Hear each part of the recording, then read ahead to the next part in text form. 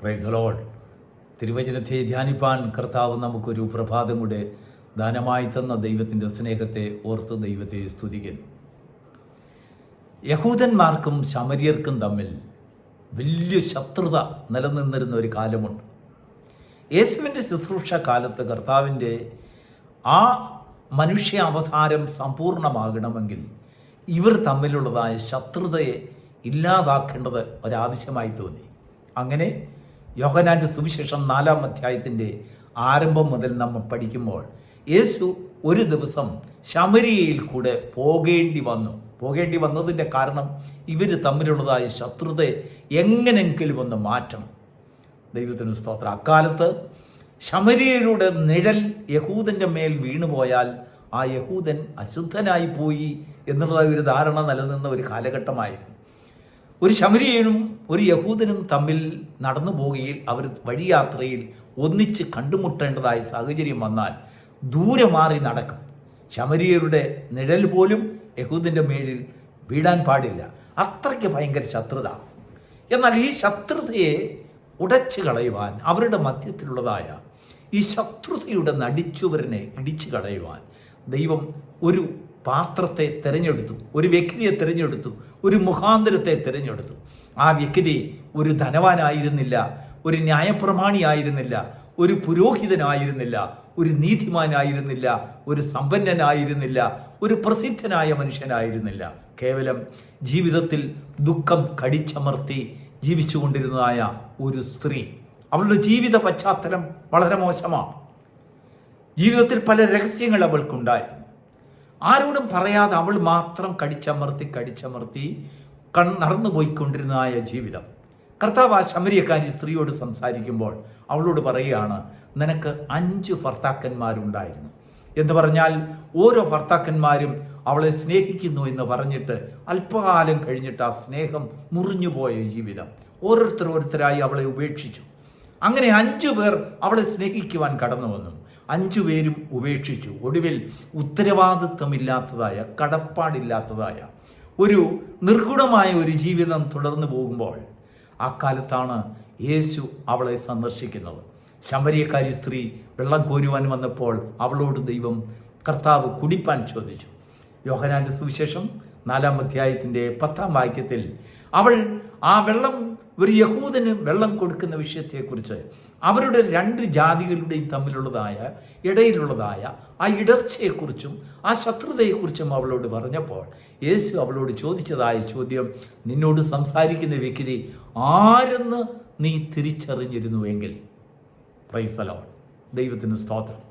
പ്രിയപ്പെട്ട ദൈവത്തിൻ്റെ മക്കളെ, പലപ്പോഴും നമ്മളോട് സംസാരിക്കുന്ന വ്യക്തി ആരെന്ന് തിരിച്ചറിയാതിരുന്നാൽ നമ്മുടെ ജീവിതത്തിൽ പല അബദ്ധങ്ങളും നമ്മൾ പറഞ്ഞു പോകും. പല തെറ്റുകളും നമുക്ക് ആ സംസാരത്തിൽ വന്നു പോകും. ആ വ്യക്തിക്ക് കൊടുക്കേണ്ടതായ ബഹുമാനം നമുക്ക് കൊടുക്കുവാനും നമുക്ക് ലഭിക്കേണ്ടതായ അതിൽ നിന്ന് ലഭിക്കേണ്ടതായ പല ലാഭങ്ങളും അല്ലെങ്കിൽ നന്മകളും നമുക്കും അത് പ്രാപിക്കുവാനും സ്വീകരിക്കുവാനും കഴിയാതെ പോകുന്നു. വീണായ സംസാരത്തിന് സാഹചര്യം ഒരുക്കുന്നു. എന്നാൽ 2 വ്യക്തികൾ തമ്മിൽ അറിഞ്ഞുകൊണ്ടുള്ള ഒരു സംസാരം അനേക ലാഭങ്ങളെയും അനേക ഉപകാരങ്ങളെയും അനേക സൽക്കാര്യങ്ങളിലേക്കും അത് വഴി തുറക്കും. ദൈവത്തിന് സ്തോത്രം. ജീവിതത്തിൽ ഒരിക്കലും അല്ലെങ്കിൽ അംഗീകരിക്കപ്പെടാത്ത ജീവിതങ്ങൾ കർത്താവ് തെരഞ്ഞെടുത്ത് കൊണ്ടുവന്ന് മാനപാത്രമാക്കി ശത്രുതകളെ ഇടിച്ചു കളയുവാൻ തക്കവണ്ണം ദൈവം ഉപയോഗിക്കുന്ന മാനപാത്രം. ദൈവത്തിന് സ്തോത്രം. ആ ശമരിയക്കാരി സ്ത്രീ യേശുവിനോട് സംസാരിച്ചപ്പോൾ യേശു പറഞ്ഞതായ കാര്യങ്ങളൊക്കെ അവളുടെ ജീവിതത്തിൽ അത് വളരെ അന്വർത്ഥമായി അത് സത്യമാണെന്ന് തെളിഞ്ഞപ്പോൾ അവളിൽ കൂടെ ആ ശമരിയ ദേശത്ത് സുവിശേഷം സ്റ്റാർട്ട് ചെയ്തു. അവൾ നാൽക്കവഴിലും പട്ടണങ്ങളിലും പോയി ജനങ്ങളോട് വിളിച്ചു പറയുകയാണ്, സഹോദരന്മാരെ, പ്രിയപ്പെട്ടവരെ, ഞാൻ ചെയ്തത് മുഴുവനും എൻ്റെ ജീവിതത്തെക്കുറിച്ച് എന്നോട് വിളിച്ചു പറഞ്ഞ, ഞാൻ സൂക്ഷിച്ചിരുന്നതായ രഹസ്യങ്ങൾ മുഴുവനും എന്നോട് തുറന്നു പറഞ്ഞതായ ഒരു പ്രവാചകനെ ഞാൻ കണ്ടിരിക്കുന്നു.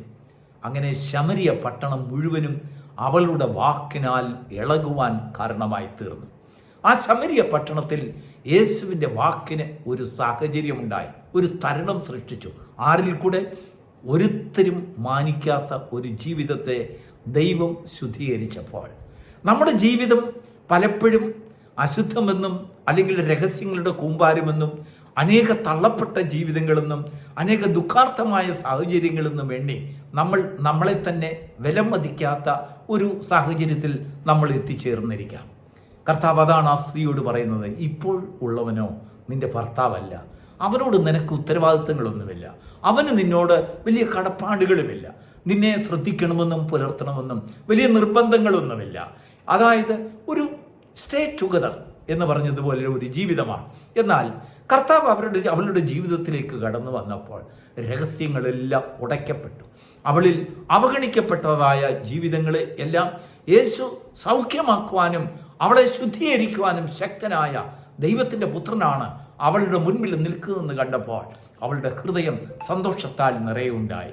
ജീവജലത്തിൻ്റെ നദികൾ അവളിൽ നിന്ന് പുറപ്പെടുകയുണ്ടായി. ശമരിയ പട്ടണങ്ങളിലെല്ലാം പോയി അവൾ കർത്താവിൻ്റെ വചനത്തെ ഘോഷിക്കുന്ന ഒരു മാനപാത്രമാക്കി ദൈവം മാറ്റി.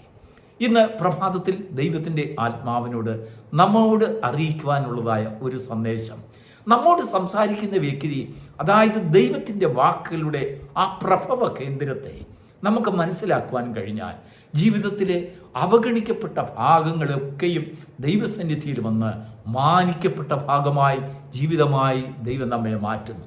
അനേക ശത്രുതകളെ ആ നടിച്ചുവരിനെ ഇടിച്ചു കളയുവാൻ തക്കവണ്ണം ദൈവം തിരഞ്ഞെടുക്കുന്ന മാനപാത്രമായി ദൈവത്തിന് നമ്മെ മാറ്റുവാൻ കഴിയും. ജീവിതത്തിൽ ആരോടും പറഞ്ഞിട്ടില്ലാത്ത രഹസ്യങ്ങൾ പലത് കാണും. പല ജീവിതങ്ങൾ നമ്മെ തഴഞ്ഞു കാണും. പലരെ സ്നേഹിച്ചു, ആ സ്നേഹത്തിന് തക്കവണ്ണം നമുക്ക് നല്ലൊരു മറുപടി കിട്ടിയില്ല, നല്ലൊരു പ്രതികരണം നമുക്ക് ലഭിച്ചില്ല.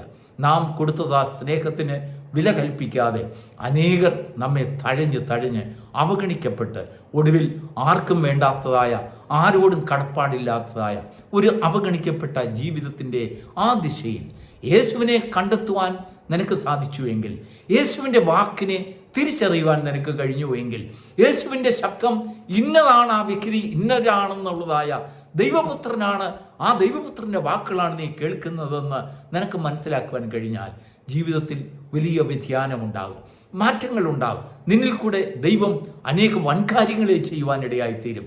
നിന്നിൽ കൂടെ അനേകർക്ക് ദൈവം ആ ദൈവത്തിങ്കിലേക്കുള്ളതായ യഥാർത്ഥമായ പാതയെ കാണിച്ചു കൊടുക്കുന്ന ഒരു മാനപാത്രമായി ദൈവം നിന്നെ ഉപയോഗിക്കും. പല പ്രാവശ്യം ദൈവത്തിൻ്റെ വചനം നീ കേട്ടിട്ടുണ്ട്.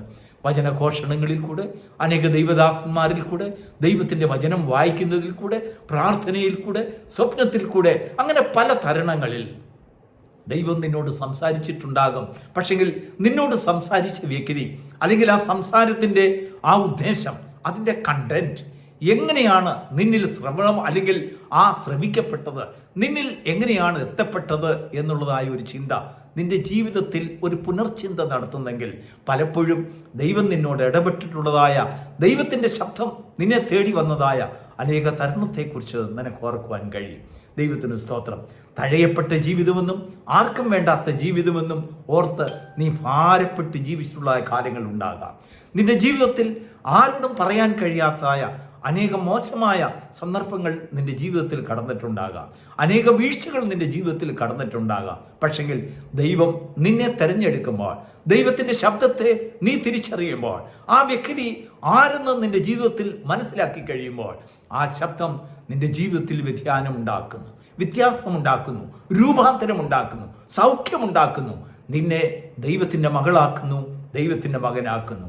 അനേകർക്ക് ലഭിക്കാത്തതായ ഒരു വലിയ മാന്യതയുള്ളതായ ഒരു ജീവിതം അല്ലെങ്കിൽ ഒരു പരിഗണന നിന്റെ ജീവിതത്തിൽ കടന്നു വരുമ്പോൾ അത് അനുഗ്രഹമായി നിന്റെ കുടുംബത്തിൽ, നിന്റെ ജീവിതത്തിൽ, മുൻപോട്ടുള്ളതായ നിന്റെ യാത്രയിൽ അതൊരു വെളിച്ചമായി നിത്യജീവനിലേക്ക് പൊങ്ങി വരുന്ന നീരുറവയായി നിന്റെ ഭവനത്തിൽ അത് മാറ്റപ്പെടുന്നു. അനേകർക്ക് കുടിപ്പാൻ കൊടുക്കുന്ന വെള്ളം നിന്നിൽ നിന്ന് ലഭിക്കുന്നതിന് അത് കാരണമായി തീരുന്നു. അനേകർക്ക് പ്രകാശം വീശുന്ന ഒളിയായി ദൈവം നിന്നെ മാറ്റുന്നു. God bless you.